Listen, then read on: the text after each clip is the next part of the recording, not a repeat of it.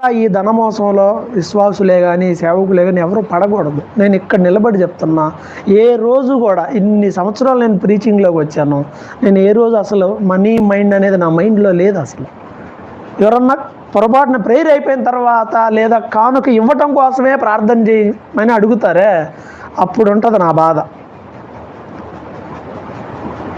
Feel అవుతాను నేను. So family డాక్టర్కి పొద్దుగులు ఓపీ ఛార్జ్ చేస్తాడా? వెళ్ళినప్పుడల్లా డబ్బులు కట్టంటాడా? దానికి ఉంటుందా 14 రోజులు లిమిట్ ఉంటుందా? ఆ అవసరంలా లేదు. బాగా తెలిసిన ఫ్యామిలీ డాక్టర్ ఆయనకి ఏం చేస్తాడు, తీసుకుంటాడు ఎప్పుడో ఒకసారి, పొద్దుగులు తీసుకోడు.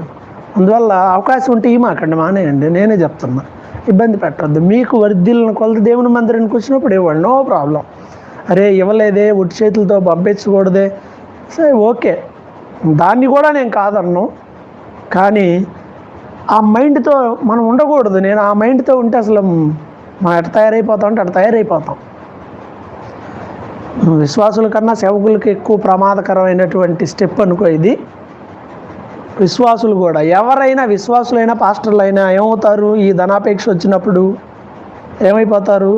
తిమోతి పత్రికలో పౌలు గారు చెప్పాడు, ధనాపేక్ష సమస్తమైన కీడులకు మూలము. అనేకులు కొందరు దాన్ని ఆశించి విశ్వాసము నుంచి తొలగిపోయారు. నెంబర్ 1 మొట్టమొదటి జరిగేది అదే, విశ్వాసం నుంచి తొలగిపోతారు.